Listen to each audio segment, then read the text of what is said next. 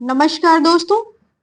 आशा करती हूँ आप सब लोग बहुत अच्छे होंगे और पढ़ाई भी बहुत अच्छे से कर रहे होंगे। एग्जाम नजदीक है तो थोड़ा सा ट्रैक पे आ जाइए। अगर डी ट्रैक है या फिर आलस आ रहा है या किसी तरह की कोई भी हिंड्रेंस से रुकावट जो आपके परीक्षा में बाधक बन सकती है, उन सबको साइड करके अच्छे से लग जाइए। ठीक है, जहां पे कोई दिक्कत आती है तो हम लोग हैं आपके साथ। चलिए, अफ्रीका हमने खत्म कर दिया है। सारे कॉन्सेप्ट भी लगभग हमने खत्म कर दिए हैं अफ्रीका के थ्रू ही। ठीक है, चाहे वो क्लाइमेट हो, प्लेट्यूज हो, पठार हो, मतलब पठार हो, माउंटेन हो, या कोई भी किसी भी तरह के उच्चावच जो है वो हमने समझ लिए हैं। अब आपको यहाँ पे कोई दिक्कत नहीं आएगी क्योंकि पहले आप समझ चुके हैं। तो यहाँ पर सीधे हम अपनी क्लासेस को बहुत स्मूथली रन करेंगे। ठीक है, क्योंकि यहाँ पे कॉन्सेप्ट समझने जैसा आप कुछ ज्यादा खास है नहीं, पहले समझ चुके हैं तो ये तेजी से भागेगा। अब जल्दी जल्दी ज्योग्राफी, आपकी वर्ल्ड ज्योग्राफी खत्म हो जाएगी। क्लासेस जरूर देखिएगा, नोट्स बना लीजिए, अगर नहीं समझ में आए पीडीएफ निकलवा लीजिए। ठीक है, जैसे आपको इजी लगे, जैसे आपकी सुविधा हो वैसे करिए, पर पढ़िए जरूर। ओके, चलिए शुरू करते हैं। दक्षिण अमेरिका, ये आपका दक्षिण अमेरिका है। ठीक है, सबसे पहले हम बात कर लेते हैं या देख लेते हैं अमेरिका की लोकेशन कहाँ पे ये लाई करेगा। तो ये देखिए, अगर हम वर्ल्ड की बात करें तो ऐसा कुछ खास नहीं है, क्योंकि हमें कुछ लोग तो मेंस आंसर राइटिंग कर रहे हैं या बहुत ही पीक पे जिनकी तैयारी होगी, बहुत अच्छी होगी, तो वो लोगों को, उन लोगों को ज्यादा समझने में दिक्कत नहीं होगी। मैं हमेशा कहती हूँ कि ज्योग्राफी का जो पोर्शन है वो 50 से 60% जो है मैपिंग के थ्रू कवर किया जा सकता है। मैपिंग के थ्रू ही आपको लर्न होगा, अदरवाइज रटना नहीं है, रटेंगे तो भूल जाएंगे। तो कृपया करके अपना अपना एक स्पेशल मैप लेके रखिए। ठीक है, मैप अपना खरीद के रखिए जो आपको समझ में आए, हिंदी इंग्लिश जो भी आपकी लैंग्वेज है। ठीक है, जो भी मीडियम है उसमें आप ये जितने भी पर्वत, पठार, झील और बाकी चीजें हैं उनको मार्क करिए, हाईलाइट करिए, ताकि आपको ढूंढने में मशक्कत ना करनी पड़े, आराम से टू द पॉइंट एग्जाम के समय रिवीजन कर सकें, है ना। तो विदाउट मैप ज्योग्राफी आप याद नहीं कर सकते हैं, ना ही आपको ये लॉन्ग टर्म तक स्टेबल रहने वाली है। ठीक है, ये कहें कि बिना मैपिंग के हम रट लेंगे, नॉट पॉसिबल। ज्योग्राफी में तो पॉसिबल ही नहीं है, किसी से भी पूछ लीजिए। ओके, चलिए, ये आपका है दक्षिण अमेरिका, ये आपका दक्षिण अमेरिका की लोकेशन है।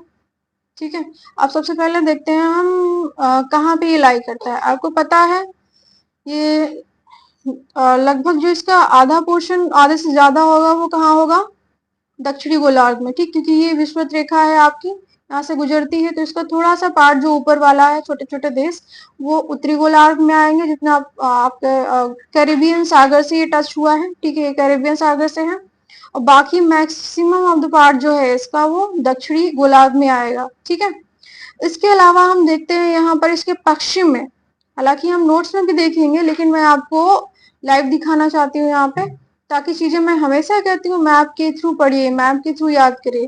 तो देखिए, पश्चिम में आपका कौन सा सागर है, इसके पश्चिम में है प्रशांत महासागर। ठीक है, अगर पूछ देता है कॉन्सेप्ट क्लियर करने के लिए, पूछता है क्या इसके पश्चिम में प्रशांत महासागर है, ऑफकोर्स है, प्रशांत महासागर पश्चिम में हो गया। पूर्व में कौन सा पड़ेगा आपका, पूर्व में अटलांटिक महासागर हो गया। ठीक, और दक्षिण में कौन सा पड़ेगा, दक्षिण में आपका दक्षिण महासागर हो गया। कौन सा, दक्षिण महासागर हो गया, है ना। चौथा जो बड़ा नहीं, तीसरा जो बड़ा महासागर है आपका, नहीं चौथा होगा यहाँ पे। ठीक है, तो ये दक्षिण महासागर होगा। उसके बाद में उत्तर में कौन सा पड़ेगा, यहाँ पे, यहाँ कैरेबियन सी आपका पड़ेगा। कौन सा सागर, कैरेबियन सागर। ठीक है, अब हमने देख लिया कि कौन कौन सी पानी या वाटर बॉडीज से घिरा हुआ है। पश्चिम में प्रशांत, पूर्व में अटलांटिक महासागर, दक्षिण में दक्षिण महासागर और उत्तर में कैरेबियन सागर। ठीक है, अब ये चौथा सबसे बड़ा महाद्वीप है। कौन सा? चौथा, फोर्थ लार्जेस्ट कॉन्टिनेंट है ये। अब इसके बारे में हम आगे देखते हैं।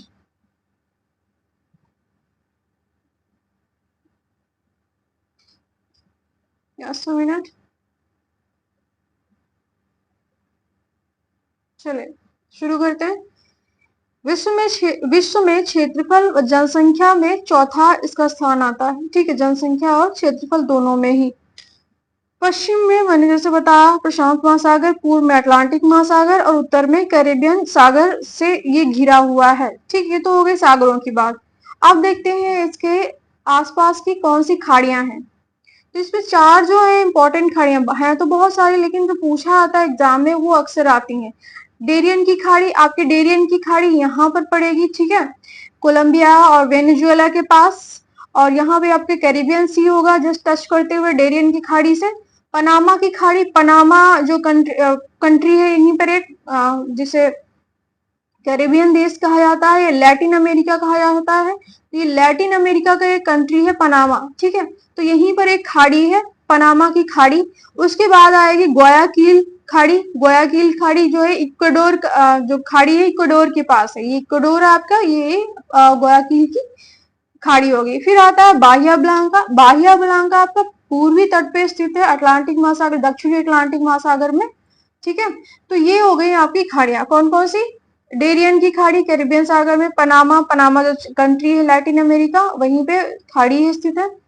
ग्वायाकिल की खाड़ी ये इक्वाडोर के पास स्थित है।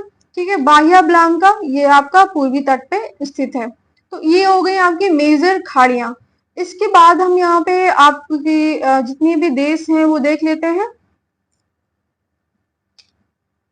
सबसे पहले हम यहाँ की सारी बॉडीज देख लेते हैं। ठीक है, तो ये हमने खाड़ियां देख ली हैं। इसके अलावा क्योंकि आप देख रहे होंगे कि इसका स्ट्रक्चर कैसा है। इसका स्ट्रक्चर लाइक अ कोन, यानी जो आइसक्रीम का कोन होता है, ठीक है, उस तरह से इसका स्ट्रक्चर है। अभी देखेंगे इसको। तो अगर बहुत जल्दी बनाना है इसको या मैपिंग करनी है इसकी, तो कोन की तरह है, तो आराम से ये बन जाता है। ठीक है, इस तरह से। थोड़ा सा ज्यादा टेढ़ा हो गया है इस तरह। और ये दक्षिणी हिस्सा जो है इसका बीच से कटा हुआ है, यहाँ पे ये कटा हुआ है। तो इसको हम देखेंगे ये कटा हुआ क्यों है और इससे कौन सी जल संधि या कौन सी ऐसी जल डमरू मध्य यहाँ पर जो इसको दो भागों में अलग करता है। ओके, तो इसके अलावा यहाँ पे जो और भी स्थान है, जैसे मैगलन जल संधि है। तो ये मैगलन जल संधि किसको किसको अलग करती है, किसको किसको जोड़ेगी। ठीक, फॉकलैंड द्वीप यहीं पर एक है, दक्षिणी अटलांटिक महासागर में फॉकलैंड द्वीप ये छोटा सा है आपका। इस पे जो क्षेत्राधिकार है वो यूके का है। ठीक है, तो ये क्यों होगा ये आपको पता है। जो कॉलोनियल इरा था या जो हमारा जब उपनिवेश बन रहा था, तो America, French, Dutch, Portuguese, Spanish, ये सब पूरे विश्व में अपना क्षेत्राधिकार या विस्तार फैलाए हुए थे। तो यहाँ पर अधिकार कर रखा था। उसके बाद में जब जाते जाते गए तो अभी कुछ द्वीपों पर इन्होंने अपना अभी भी क्षेत्राधिकार बनाया हुआ है।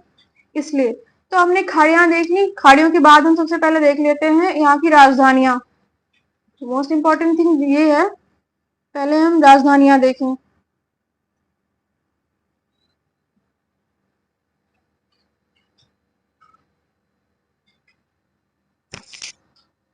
ठीक है, चलिए आ जाइए राजधानियों पे, शुरू करते हैं। सबसे पहले आएंगे हम ब्राजील, क्योंकि ब्राजील सबसे बड़ा क्षेत्रफल में यहाँ का देश है। तो हम ब्राजील की बात कर लेते हैं। इसकी राजधानी है ब्राजीलिया। ठीक है, इसकी राजधानी क्या है? ब्राजीलिया। उसके बाद हम नीचे की तरफ जाएंगे, पराग्वे। पराग्वे एक लैंडलॉक कंट्री है। पराग्वे और बोलीविया आगे हम पढ़ेंगे, तो इसमें लैंडलॉक यानी स्थल आबद्ध देश है, यानी इसकी पानी से जो है सीमा नहीं लगती है। तो किसकी? बोलीविया और पराग्वे। ठीक है, तो पराग्वे की राजधानी क्या है? असुनसियान। बोलीविया की राजधानी क्या है? लापाज। ठीक है, यहाँ पे इसे दिखा दे रही हूँ आपको। ये लापाज हो गई बोलीविया की राजधानी, पराग्वे की असुनसियान, उरुग्वे की मॉन्टेवीडियो, अर्जेंटीना की ब्यूनस आयर्स, सैंटियागो की चिली। ठीक है, या चिली की सैंटियागो हो गई यहाँ पे, उसके बाद आएंगे हम पेरू की लीमा, इक्वाडोर की क्विटो, और उसके बाद हम ऊपर बढ़ेंगे। जब हम ऊपर बढ़ेंगे तो यहाँ पर देखेंगे इक्वाडोर की क्विटो हो गई आपकी, कोलंबिया की बोगोटा हो गई आपकी, वेनेजुएला की यहाँ पे आपकी हो गई कुराकाओ, ठीक है, ये यहाँ पे दिया हुआ कुराकाओ। उसके बाद आप आ जाइए गुयाना। गुयाना में आपकी हो गई मिनट।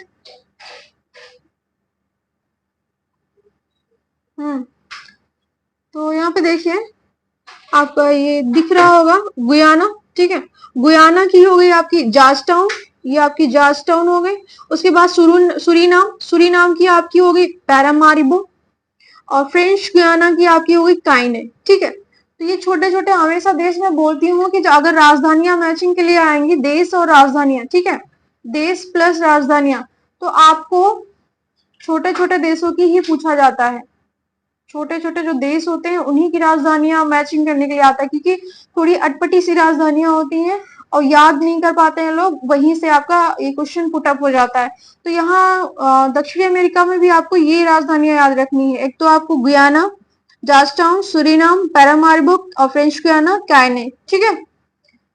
उसके बाद राजधानियां हमने देख ली, अब आगे बढ़ते हैं।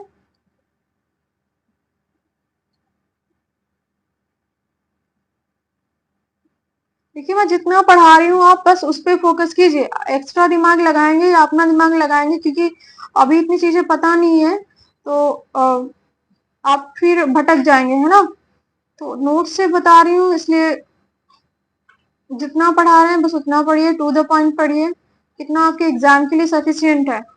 अगर इतने में ना निकाल पाए या बिना रिवीजन के आप चले जाएंगे तो ये आपकी भूल होगी या आपकी प्रॉब्लम होगी, है ना। तो जो इंस्ट्रक्शन यहाँ पे दे रहे हैं उनको फॉलो करिए, बाकी जो प्रॉब्लम आए हमसे कांटेक्ट करिए। फिर देखते हैं यहाँ पे कुछ जल संधियां हैं, ठीक है। यहाँ पे कुछ जल संधियां हैं, एक तो मैगलन जल संधि, आपकी मैगलन जल संधि हो गई, एक ड्रैग जल संधि हो गई, ठीक है। मैगलन हो गई, ड्रैग हो गई। उसके बाद कुछ यहाँ पे तट हैं जिनको फियोर्ड तट कहा जाता है, और ऑफ कोर्स फियोर्ड तट जानते ही होंगे, अगर नहीं जानते हैं तो आपको यहाँ पे दिखाएंगे कैसे होते हैं फियोर्ड तट, ठीक है। इनको नोट में ऐड कर लीजिएगा कि ये थोड़ा सा नोट्स में कट जाते हैं, आई डोंट नो कैसे हो जाता है ये, ठीक। उसके बाद हम पढ़ेंगे कुछ यहाँ पे द्वीप हैं, कुछ द्वीप हैं, गालापागोस हो गया, देन अगेन आएगा यहाँ पे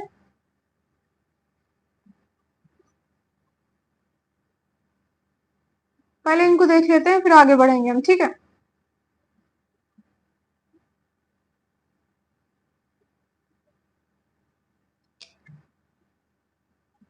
इमेज के थ्रू देख लीजिए पहले, चले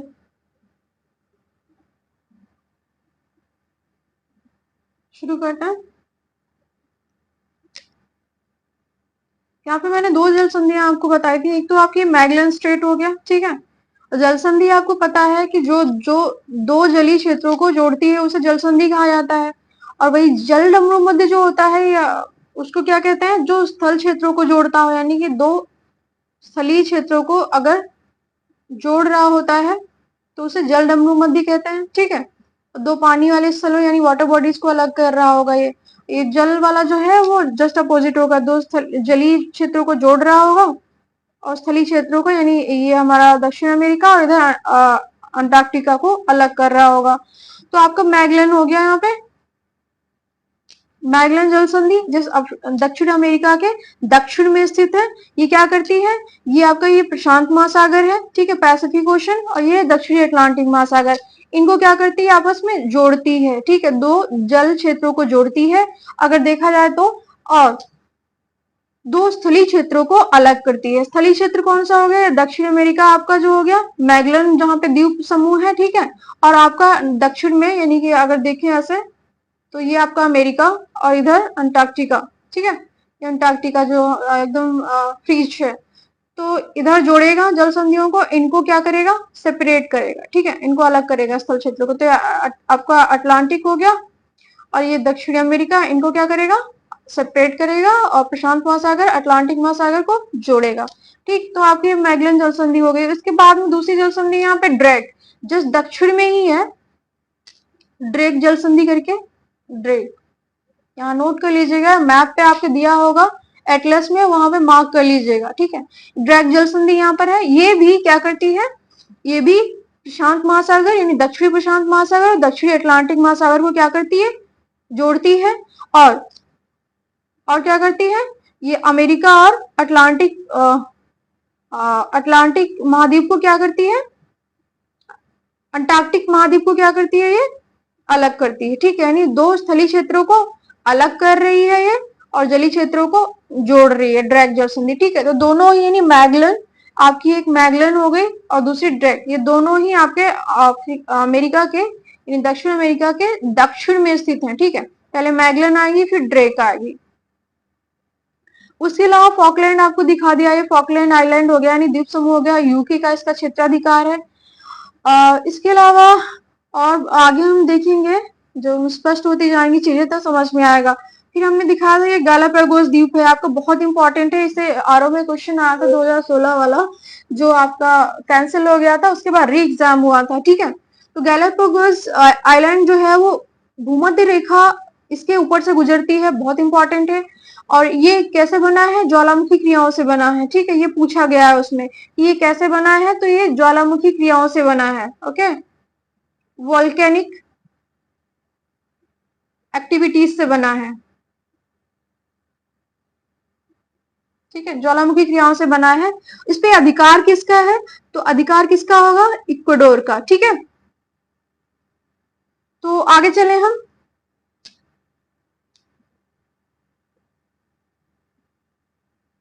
चलिए शुरू करते हैं। मैगलन जल संधि, मैगलन जल संधि जैसा मैंने बताया प्रशांत और अटलांटिक महासागर को जोड़ती है। ठीक है, और यहाँ से एक नाविक मैगलन गुजरा था, इसलिए इसको मैगलन जल संधि बोला गया था। जैसे हम मान ले कि एक कुक आइलैंड है, एक कुक आइलैंड है ऑस्ट्रेलिया के 10 ऊपर। ठीक है, तो यहाँ पर एक कुक जो है, एक व्यक्ति गुजरा था, इसीलिए उसने खोज की थी कुक आइलैंड की, उसके नाम पे कुक आइलैंड कर दिया गया। ओके, तो ऐसे बहुत सारे महाद्वीप, ऐसे बहुत सारे देश हैं जो जिसने खोज की, जिस व्यक्ति ने, उसी के नाम पर उनका नाम रख दिया गया। तो मैगलन जल संधि का नाम, मैगलन एक नाविक था, यहाँ से गुजरा, पहले खोज की उसने, इसलिए इसका नाम मैगलन पड़ गया। देन उसके बाद आते हैं ड्रेक जल संधि। ड्रेक मैंने आपको दिखाया वहां पे। ड्रेक जल संधि क्या है, ये दक्षिणी अमेरिका अंटार्कटिका को अलग करता है, मैंने कहा था। ठीक है, और प्रशांत महासागर अटलांटिक महासागर को जोड़ेगा। यहाँ इसे नाविकों का कब्रगाह कहते हैं, क्योंकि पछुआ पवनों का के कारण नाविकों की नाव जो है पलट जाती है। मैंने आपको बताया था अफ्रीका जब मैं पढ़ा रही थी, या पौने लास्ट में मैंने पौने पढ़ाई थी। ठीक है, तो उसमें पौने जो आपके पछुआ पौने, उनकी बात की थी कि जो पछुआ पौने हैं, ठीक है, ये आपकी अर्थ हो गई। तो पछुआ पौने, क्योंकि यहाँ पर ये पूरा क्या है, ये बहुत सारे स्थलखंड हैं, यानी यूरोप और एशिया, ठीक है, अफ्रीका, ये सब उत्तर में स्थलीय क्षेत्र ज्यादा है, और दक्षिण में क्या है, दक्षिण में जलीय क्षेत्र ज्यादा है। ठीक है, दक्षिण में जलीय क्षेत्र ज्यादा है। इस वजह से ये जो पछुआ पौने हैं इस क्षेत्र में बहुत तेजी से चलती हैं, जल में इसकी स्पीड बहुत ज्यादा होती है। जैसे जैसे ये इक्वेटर से यानी भूमध्य रेखा से दक्षिणी ध्रुव की तरफ बढ़ती हैं, वैसे जल एकदम फ्री हो जाता है, यहाँ पर कोई स्थल नहीं होता है, तो बहुत तेजी से चलती हैं ये। स्पीड इनकी बहुत साए साए करके एकदम, आवाज जैसे आंधी आती है हमारे यहाँ, ये टोर्नेडो, जब कभी कोई तूफान आता है तो आवाज करते हैं, इस तरह से ये चलती हैं बिना बाधा के। तो ये जब भी यानी कि 40 डिग्री पे पहुंचेगी, अक्षांश पे पहुंचेंगी, तो वहां गर्जता 40 बोला जा रहा था, फिर 50 डिग्री अक्षांश पे पहुंच रही थी तो क्या इनको बोला था, आई थिंक 50 पे जा रही थी, तो कुछ मैंने दिया आपको नोट्स में, उसमें देख लीजिए एग्जैक्टली, मुझे अभी प्रचंड 50 करके बोला जाता है। देन उसके बाद 60 डिग्री पर जाती हैं तो इनको चीखता 60 बोला जा रहा था। ठीक है, तो ऐसे ही अक्षांश जब ये नीचे की तरफ बढ़ती जाएंगी, यानी कि जब ये ध्रुव इक्वेटर से यानी भूमध्य रेखा से दक्षिण की तरफ जैसे ही बढ़ती जाएंगी इस तरफ, तो यहाँ पर 40, फिर 50 और 60, तो यहीं पर ये जो ड्रेक जल संधि है आपकी यहीं पर लाई करती है। ठीक है, यहीं पर लाई करती है आपकी ड्रेक जल संधि। अब इधर आपका अंटार्कटिक जो महाद्वीप होगा, ठीक है, और इधर उत्तर में आपका दक्षिणी अमेरिका, यहीं पर ड्रेक डेंसिटी। तो इस जगह पर क्या होगा, चीखता साटा लगभग यहाँ पे पड़ रही होंगी, ठीक है, अक्षांश पड़ रहा होगा। तो यहाँ पर बहुत तेजी से, बहुत स्पीड में यहाँ पछुआ पौने चलती हैं, इसलिए यहाँ पर नाव के लिए या शिपिंग के लिए ये जगह सुरक्षित नहीं होती है, ठीक है, इसलिए नावें यहाँ पे पलट जाती हैं। ये कॉन्सेप्ट आपने कोरिलेट कर लिया। अब आगे बढ़ते हैं। फ्योर्ड तट, यहाँ अमेरिका में कुछ फ्योर्ड तट भी हैं। जैसे हम चलेंगे यहाँ पर, तो यहाँ पर जो मैगलिन जल संधि है, ड्रेक जल संधि है, तो दक्षिणी अमेरिका को कुछ भागों में काट देती हैं, ठीक है। इसकी जो नोक है यहाँ पर, ये बीच से कट जाती है इस तरह से, यहाँ से कट जाती है, इसका थोड़ा सा जो नोक कोना है ये अलग हो जाता है दक्षिण अमेरिका से, ठीक है। तो इसको फ्योर्ड तट कहा जाता है। ये फ्योर्ड तट वो होते हैं जो हिमानी, ठीक है, जो हिमानियों के कारण, यानी कभी बर्फ जमा रहा होगा और बर्फ जब गल जाता है, बर्फ पिघल जाती है, तब ये क्या होते हैं, जमीन यहाँ की कट छट जाती है, ठीक है, ये अपरदित हो जाती है। तो यहाँ पर बहुत कटे छटे तटों का निर्माण हो जाता है, ठीक है, कटे छटे तटों का निर्माण हो जाता है। इन्हीं को क्या कहते हैं, फ्योर्ड तट बोलते हैं, ठीक है, फ्योर्ड तट बोलते हैं इनको। अभी सबसे ज्यादा कहाँ पाए जाते हैं, तो ये सबसे ज्यादा नॉर्वे में पाए जाएंगे। यूरोप में देखेंगे तो ये नॉर्वे के आसपास होंगे सबसे ज्यादा, और उसके बाद अगर कहीं पाए जा रहे हैं तो इसी तरह की संरचना होगी इनकी। अब क्या है, ये यहाँ पे दिया है, ये हिमनदों के अपर्दन द्वारा निर्मित जलमग्न घाटियां हैं, ठीक है, समुद्र तल में वृद्धि के कारण जलमग्न हो गई हैं। इन जलमग्न कटे फटे तटों को फ्योर्ड तट कहते हैं, यानी इसकी जो घाटियां हैं वो कट छट जाती हैं, बर्फ जब जमी होती है, जब समुद्र का जल स्तर बढ़ जाता है तो ये डूब जाती हैं। बस ये कटे छटे तट हैं, ठीक है, जिनको फ्योर्ड तट बोला जाता है। ये दक्षिणी चिली में पाई जाती हैं। ये जो आपका चिली यहाँ से विस्तृत है पूरा, पश्चिम से लेकर दक्षिण तक, दक्षिणी चिली में पाई जाती है यहाँ पर। नॉर्वे जो है, नॉर्वे को फ्योर्ड तटों का देश कहा जाता है, ठीक है, क्योंकि सबसे ज्यादा फ्योर्ड तट वहीं पाए जाते हैं। तो ये दक्षिणी ध्रुव यानी उत्तरी ध्रुव यहाँ के आसपास और यहाँ आसपास ज्यादा पाए जाएंगे, क्योंकि यहाँ बर्फ जमी होती है, कट छट जाती है, घाटियों के रूप में बन जाती हैं और फिर ये समुद्र में डूब जाती हैं जब पानी पिघल, बर्फ मेल्ट होती है, ठीक है। तो उधर नॉर्वे, इधर दक्षिणी चिली, दोनों ही ध्रुवों के पास हैं। नेक्स्ट, अब आते हैं आइलैंड। आइलैंड मैंने आपको दिखाया था गालापागोस, ये मैंने इक्वाडोर बताया था, इक्वाडोर ही है, ठीक है। ये आप देख रहे होंगे जो अमेरिका है, यहाँ पे आपको गैलापागोस ये वाला आइलैंड है, इससे इक्वेटर गुजर रही होगी, यानी कि भूमध्य रेखा गुजर रही होगी, किसके क्षेत्राधिकार के अंतर्गत है, तो ये आइलैंड जो है वो इक्वाडोर के पास है अभी भी, ठीक है। इक्वाडोर पे या इक्वाडोर का इस पे अधिकार है, और यहीं पर आपकी गुयाकिल की खाड़ी है। तो ये सारी चीजें आपको रोज देखने से याद होंगी, बस एक बार देख लीजिएगा, रटने की जरूरत नहीं है। मैं बार बार ये कहूंगी, रटिए मत, मैप देखिए, एटलस देखिए, बस आपने एक बार पढ़ लिया, दोबारा भूल गए तो उसको नोट कर लीजिए, वहीं पर एटलस में नोट कर लीजिए या कहीं अलग से नोट कर लीजिए, बस देखते रहिए, ठीक है। तो ये प्रशांत महासागर में स्थित है। एग्जैक्टली आपसे ये कॉन्सेप्ट पूछा जा सकता है, गैलापागोस प्रशांत महासागर में स्थित है। अगर आपको आता है तो आप कर देंगे, नहीं आता है तो नहीं कर पाएंगे, ठीक है, सीधी सी बात है। प्रशांत महासागर में स्थित है, इस विषुवत रेखा इससे होकर गुजरती है। ये जैव विविधता की बहुलता के लिए जाना जाता है। क्यों? क्योंकि ये विषुवत रेखा पर स्थित है। अगर जो भी क्षेत्र ये विषुवत रेखा से पास में होंगे वहां पर जैव विविधता ऑलरेडी बहुत ज्यादा होगी, क्योंकि यहाँ पर वर्षा, तापमान की अधिकता होती है, ठीक है। यहीं से जो ऑलिव रिडले टर्टल हैं वो पाए जाते हैं बड़ी मात्रा में, और ये भारत में आके, यानी प्रशांत महासागर, देखिए यहाँ पे ये वाला जो क्षेत्र है ये पूरा यहाँ से आके इक्वाडोर वाले क्षेत्र से, ठीक है, यहाँ से आके ये पूरा रास्ता तय करते हैं यहाँ, ये फिर अटलांटिक महासागर में जाएंगे, फिर ये अफ्रीका के नीचे से होते हुए यहाँ पर आपके इंडिया में आते हैं, ठीक, इंडिया के पूर्वी तट पे, यहाँ पे आपका उड़ीसा है, ठीक। गहीर माथा जो है, गहीर माथा तट महानदी और वैतरणी के जो मैदान में विकसित है आपको गहीर माथा तट, ठीक है, समुद्र से लगा हुआ, वहां पे आते हैं ये अंडे देने। यानी पूरे साल इनकी यात्रा चलती रहती। कहाँ से?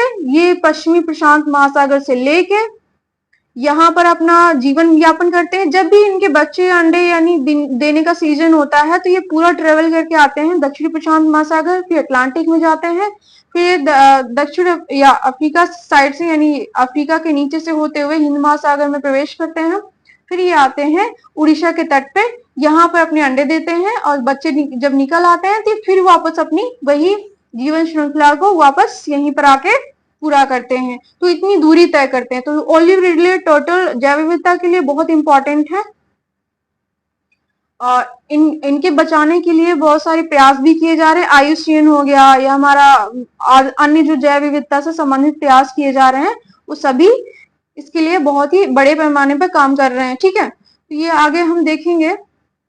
इसमें दिया भी हुआ है कि गहीरमाथा जो द्वीप है, ठीक है, उड़ीसा के तट पे, इन कछुओं के लिए संरक्षित कर दिया गया है। ठीक है, इसको संरक्षित कर दिया गया। गहीरमाथा तट यहाँ पे किन नदियों के किनारे हैं तो मैं ये भी बता दूं, वेंगी, मैंने एडिशनल लिख लिया यहाँ पे, वेंगी, वैतरणी और महानदी, 3 नदियों के तट पर ही बना हुआ है गहीरमाथा द्वीप। ठीक, समुद्र से सटा हुआ है। गालापैगोस इक्वाडोर के अंतर्गत आता है। मैंने बताया ये वोल्केनिक आइलैंड है, यानी ज्वालामुखी क्रियाओं के कारण ये मतलब बना हुआ है। ठीक है, ज्वालामुखी, इसको नोट कर लीजिएगा, मैंने खुद ही नोट किया, हिंदी में कर लेना। ज्वालामुखी क्रियाओं द्वारा निर्मित है ये। ठीक है, आजकल बहुत कॉन्क्रीट लेवल पे कॉन्सेप्ट पूछने लगा है, तो इम्पोर्टेंट है। जो आप ट्रेंड देखिए क्वेश्चन पेपर का, उसके बाद में खुद ही एडिशनल नोट्स बनाइए अपने, जरूरत नहीं है किसी पर डिपेंडेंट होने की। नेक्स्ट, अब आता है फॉकलैंड। फॉकलैंड यहाँ पे कट गया आपका, यहाँ पे हेडिंग डाल लीजिएगा, फॉकलैंड, नोट कर लीजिएगा, फॉकलैंड द्वीप। ठीक है, ये फॉकलैंड कहाँ पर अवस्थित है? ये दक्षिणी अटलांटिक महासागर में स्थित है। ठीक है, कहाँ स्थित है ये? दक्षिणी, मैंने लोकेशन आपको दिखा दी है, दिक्कत नहीं होगी। अटलांटिक महासागर में। ठीक है, महासागर में इसकी लोकेशन है। ये पेट्रोलियम प्राकृतिक गैस के भंडार यहाँ पर पाए जाते हैं और ये किसके क्षेत्राधिकार में है? यूके, यूनाइटेड किंगडम के। ठीक है, तो ये हो गया। आपको एक बार फिर से दिखा देते हैं इसकी लोकेशन फॉकलैंड की।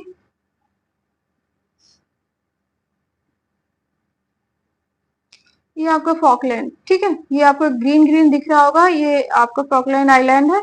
इसका क्षेत्राधिकार यानी कि टेरिटरी किसके अंतर्गत आती है? यूके, यूनाइटेड किंगडम के अंतर्गत।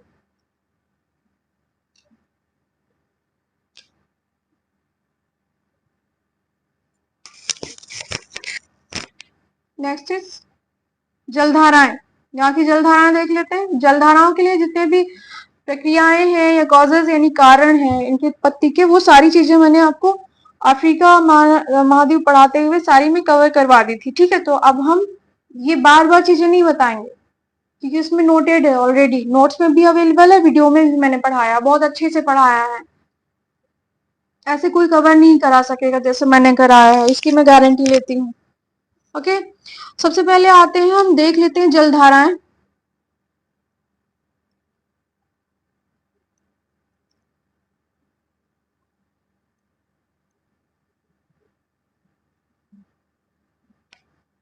चलिए, ये देखिए आपकी करेंट्स, ये ओवरऑल जो करेंट्स है वो सबकी बात कर रही हूँ मैं यहाँ पे।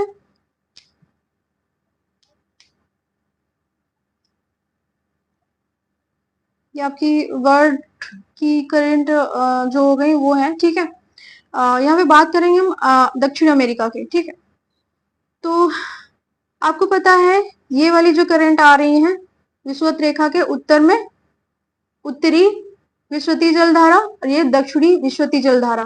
तो यही जो जलधारा है या करंट है, दक्षिणी गोलार्ध में जब दक्षिण अमेरिका से टकराती है तो ये ब्राजील धारा के रूप में ऐसे कट जाती है। ठीक है, ब्राजील धारा के रूप में ये एक धारा के रूप में बन जाती है जो कि गर्म है, यानी विषुवतीय जलधारा जो हमारी क्या है? गर्म है। और ये अफ्रीका से दक्षिण अमेरिका के पूर्वी तट पर जब टकराएगी तो ये क्या बन जाएगी? ब्राजील की जलधारा, क्योंकि ये ब्राजील तट होते हुए बह रही होती है। ठीक है, तो ये गर्म होगी, ऑब्वियसली ये गर्म ही होगी क्योंकि ये गर्म का भाग है। ओके, तो ये वाली गर्म हो गई। इसके बाद में हम ऊपर जाएंगे उत्तरी गोलार्ध में, ठीक है, तो ये विश्वती जल धारा का यहाँ पे टकरा रहा होगा जब, तो यहाँ पे इसके उत्तर में बह रही होगी यहाँ पे एंटिलीज की जलधारा। कौन सी?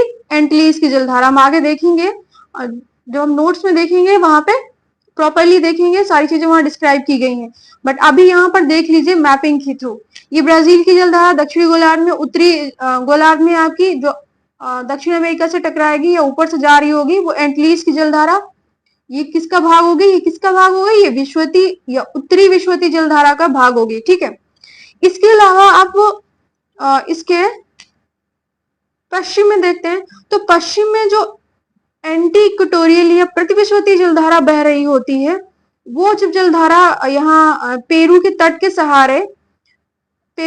के सहारे बहने लग जाती है 4 से 6 साल के अंतराल पर, तब इसे एल नीनो कहा जाता है, ठीक है। एल नीनो कहा जाता है। ये एक गर्म जलधारा होती है, ये गर्म जलधारा होती है।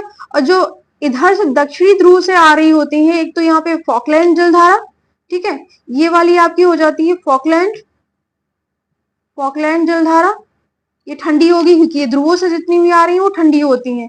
तो दक्षिण से आ रही होगी ये एक फॉकलैंड, और इधर जा रही होगी आपकी पेरू जलधारा, पेरू जलधारा, ठीक है।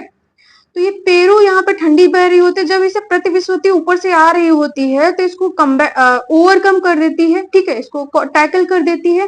तो इसकी जो दिशा होती है इस तरह से जो बह रही होती है दक्षिण से उत्तर की ओर, अब ये वापस अपनी दिशा में इधर बहने लग जाती है, यानी उत्तर से दक्षिण की ओर बहने लग जाती है। कौन सी? पेरू की जलधारा। और जो एल नीनो जलधारा है और प्रतिविस्वती जलधारा, ये पेरू के तट के सहारे बहने लग जाती है, ठीक है। तो इस तरह से यहाँ घटनाक्रम होता है। तो इधर हो गई आपकी एंटिलीज जलधारा उत्तरी क्षेत्र में, पूर्वी क्षेत्र में ब्राजील की जलधारा, पूर्वी क्षेत्र में आपकी ब्राजील जलधारा, ठीक है, ये वाली गर्म होगी, ये भी गर्म होगी एंटिलीज की जलधारा। और इधर एल नीनो, ये भी गर्म होगी क्योंकि तीनों ही विषुवत रेखा से आ रही हैं। उसके बाद में यहाँ पे फॉकलैंड होगी जलधारा, ठीक है, फॉकलैंड द्वीप समूह है तो यहाँ पे फॉकलैंड जलधारा भी होगी। ये ध्रुवों से आ रही है यानी दक्षिणी ध्रुव से, तो ये ठंडी होगी आपकी। कैसी होगी? कोल्ड। ये कैसी होगी? वार्म, ठीक, ये भी वार्म, ये भी वार्म, तो ये कोल्ड होगी। अब इधर जा रही होगी पेरुवियन जलधारा, ये भी कैसी होगी? कोल्ड, यानी ठंडी होगी। तो ये जलधारा यहाँ की हो गई। अब हम आगे देखते हैं थोड़ा सा और स्पेसिफिक हो जाते हैं, स्पेसिफिक टू साउथ अमेरिका। यहाँ पे देखिए,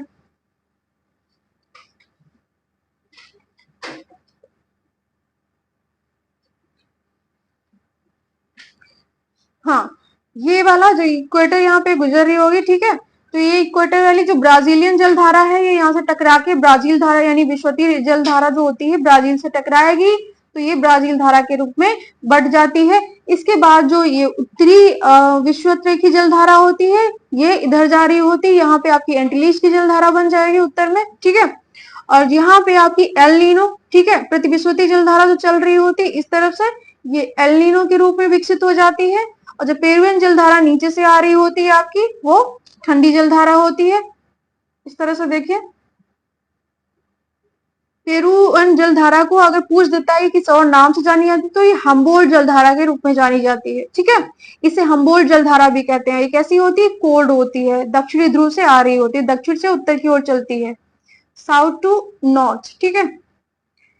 उसके अलावा यहाँ पे इतनी इंपॉर्टेंट जलधाराएं नहीं, इधर फॉकलैंड हो जाएगी आपकी, और इधर हम्बोल्ट या पेरू एक ही जलधारा है, दो नाम है एक ही जलधारा के, ब्राजीलियन जो विषुवत रेखा से आ रही होगी।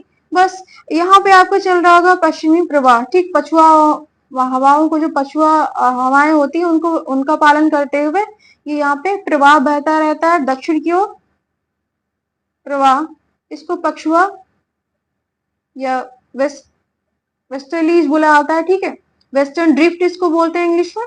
पछुआ प्रवाह ये ऐसे चलता रहता है नीचे की तरफ, ओके। तो आई थिंक जलधारा आपको क्लियर हो गई होंगी। स्क्रीनशॉट ले लीजिए, अपने एटलस में मार्क कर लीजिए कौन सी जलधारा कैसे चलती है, क्यों चलती है, ये सब बता सकती हूँ आपको। आगे बढ़ते हैं।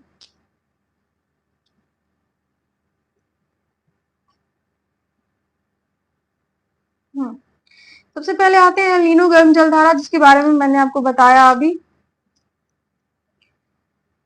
प्रशांत महासागर में विषुवत रेखी क्षेत्र से पेरू तट की ओर चलने वाली गर्म जलधारा है। ठीक है, इंपॉर्टेंट है, पूछ लेता है कौन सी गर्म कौन सी ठंडी है। और ये भी पूछ लेगा कौन से महासागर में चलती हैं, किसके तट के सहारे चलती हैं। तो ये सारी चीजें आपको याद रखना। ये कैसे नॉलेज आता है, ये कैसे हमें समझ में आता है, जब हम प्रीवियस ईयर के पेपर्स को, एमसीक्यूज को थॉरो होते हैं, पढ़ते हैं, एनालिसिस करते हैं। ठीक है, तो किस महासागर में चलती हैं, कैसी हैं, गर्म है या ठंडी है, ठीक है, और किस तट के सहारे चलेंगी, ये सारी चीजें। तो ये गर्म होगी, प्रशांत महासागर में चलेगी, और ये प्रतिविश्वती जलधारा का भाग है। ये 4 से 6 वर्ष के अंतराल पे चलने वाली जलधारा है, हमेशा नहीं चलती है, 4 से 6 साल के अंतराल पे आती है ये। ठीक है, पेरू तट पर चलने वाली, सामान्यतः पेरू तट पर चलने वाली गर्म जलधारा है। यहाँ पर मछलियां मर जाती हैं जब ये जलधारा चलने लगती है। ठीक है, तो ये यहाँ पे जो इस पेरू तट पे जो मछलियां होती हैं वो मरने लग जाती हैं। क्यों? क्योंकि यहाँ का टेम्परेचर बहुत ज्यादा बढ़ जाता है जल का। ठीक है, तो मछलियों के लिए खतरनाक हो जाता है, सरवाइव नहीं कर पाती हैं। इसमें सबसे अग्रणी जो मछलियों का यहाँ पे डेटा दिया गया है, ठीक है, तो पहला चीन होगा, फिर पेरू, फिर भारत। रिसेंट डेटा इकोनॉमिक जो आर्थिकी आती है उसे आप लोग कवर कर लेना, या हम करवा देंगे आपको। ठीक है, एल नीनो जलधारा के कारण ही पेरू तट पे जल जीवन अस्त व्यस्त हो जाता है, आंधी तूफान आते हैं। ठीक है, जब यहाँ का तापमान बहुत बढ़ जाता है, कुछ आर्द्रता भी हो जाती है, इस कारण यहाँ पर आंधी तूफान जनरेट होते हैं और वर्षा होती है। इसके प्रभाव से पेरू ठंडी जलधारा जो है उत्तरी दिशा में बहने लगती है, उल्टी दिशा में बहने लगती है। ठीक है, पहले कैसे बह रही होती है, पहले लगभग इस तरह से, यानी दक्षिण से उत्तर की ओर, ये दक्षिण है आपका, दक्षिणी ध्रुव से उत्तर की ओर बह रही होती है। लेकिन जब ये आती है एल नीनो, एल नीनो जब ऊपर से आ रही होती है प्रतिविश्वती जलधारा, ठीक है, तो ये क्या होती है, फिर उल्टी बहने लग जाती है इस तरह से। तो इसकी दिशा कैसे हो जाती है उल्टी होके, यानी उत्तर से दक्षिण हो जाती है। पहले दक्षिण से उत्तर बहती है, जब ये आ जाती है इधर, तब ये उत्तर से दक्षिण उल्टी बहने लग जाती है। ठीक है, तो यही बता रहा है यहाँ पे।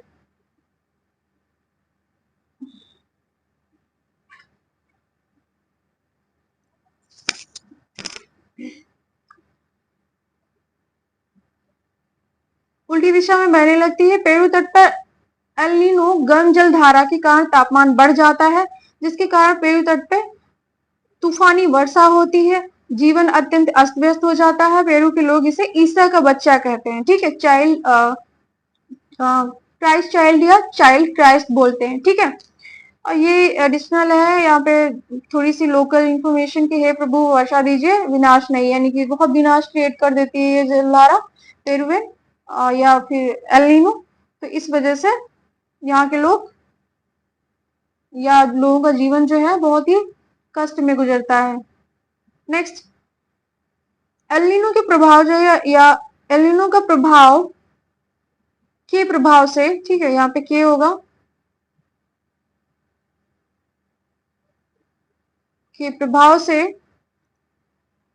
भारतीय मानसून कमजोर हो जाता है। ठीक है, भारतीय मानसून कमजोर हो जाता है। ये मेंस के लिए आपके लिए इंपॉर्टेंट है कि एल नीनो धारा क्या है। ठीक है, एल नीनो जलधारा क्या है, इससे भारत या दक्षिण पूर्वी एशिया को कैसे भारत या दक्षिण पूर्वी एशिया कैसे प्रभावित होता है, या उस पर क्या प्रभाव पड़ता है। ठीक है, तो ये आपको जब मेंस आंसर राइटिंग करेंगे वहां पे आपको ये विस्तृत रूप से समझ में आएगी, क्योंकि ये हमेशा चर्चा में रहती है। इससे हमारा मानसून जो है, इंडियन मानसून, वो कमजोर पड़ जाता है।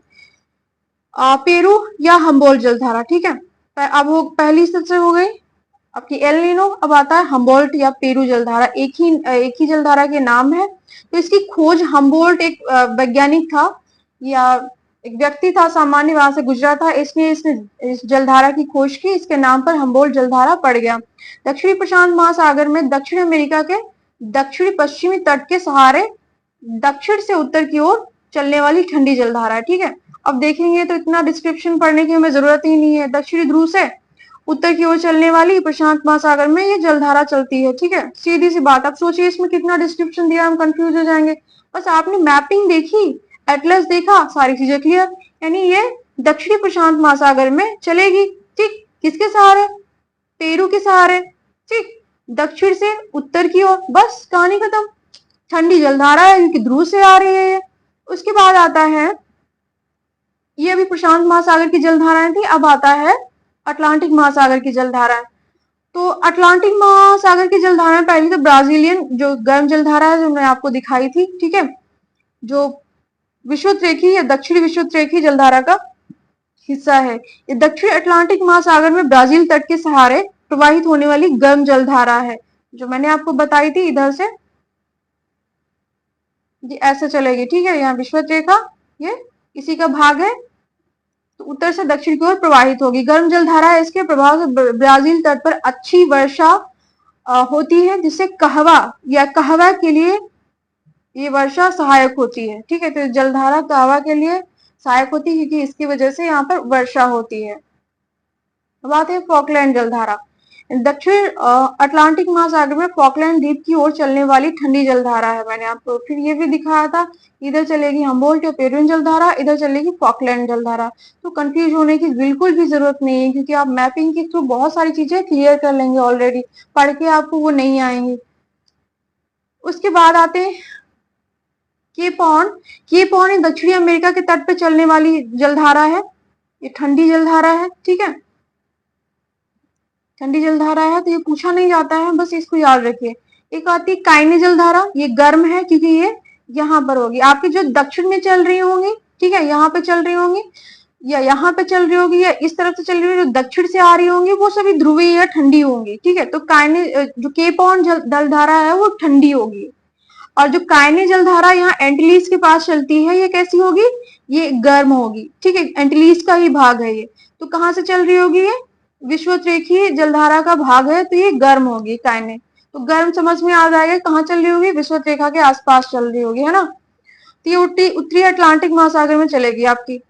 अब आ जाता है यहाँ पे राजधानियां दिया हुआ, हालांकि मैंने पहले ही रिवीजन करा दिया है आपका, फिर से देख लीजिएगा कि ब्राजील की ब्राजीलिया होगी, पराग्वे की Asuncion, Uruguay Montevideo, Argentina Buenos Aires, Chile Santiago, Bolivia La Paz, Peru Lima, Quito Ecuador या इक्वाडोर की क्यूटो, ठीक है। उसके बाद कोलंबिया की Bogota, Venezuela Caracas, Guyana Georgetown, Suriname Paramaribo, French Guiana Cayenne. उसके बाद फॉकलैंड की स्टैनली है, ठीक है, तो इसको भी याद रखिएगा। ये एडिशनल इंफॉर्मेशन है कि मैंने यहाँ पे जो रिसर्च नोट है उनको शॉर्ट में बना लिया है, ठीक है, तो ये आगे देखने को मिलेगा आपको।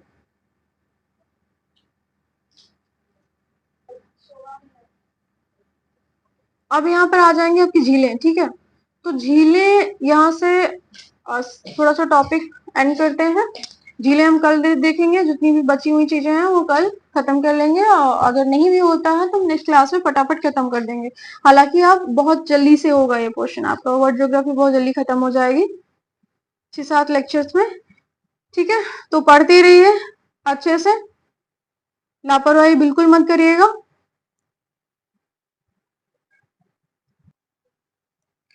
और हाँ, जो भी चीजें याद नहीं हो रही हैं, जो भी चीजें टफ लगती हैं, टिपिकल लगती हैं, उनको आप मैप रखिए, बिना एटलस की कोई भी चीज आप मत करिए, ठीक है। तो एटलस सामने रखिए, एटलस आपका सामने होना चाहिए, और उसके थ्रू आप कोई ट्रिक बना लीजिए, ठीक है। क्या करिए, अगर कोई चीज याद नहीं हो रही, आपको टिपिकल लग रही है, तो ट्रिक बनाइए, या फिर कोई एक्रोनिम बनाइए, ठीक है, एक्रोनिम बना लीजिए यहाँ पे तोड़ मरोड़ के। जैसे मैंने आपको आखिरी का पढ़ाया था कि विषुवत रेखा कर्क रेखा कहाँ कहाँ से गुजरती है, तो ये याद करना संभव नहीं है आपके लिए सारे देश, तो कोई छोटे छोटे वर्ड में उसको तोड़ लीजिए, वो बना लीजिए।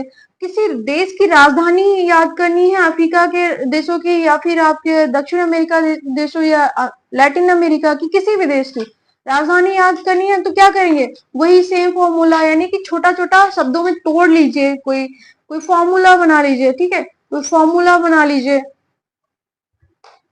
ट्रिक बना लीजिए, जो आपको समझ में आए, बस कितनी भी फनी हो, कैसी भी लगे सुनने में, वो बस आपके लिए, आपके फायदे के लिए आपको याद होनी चाहिए, बाकी दुनिया से मतलब नहीं है, ठीक है।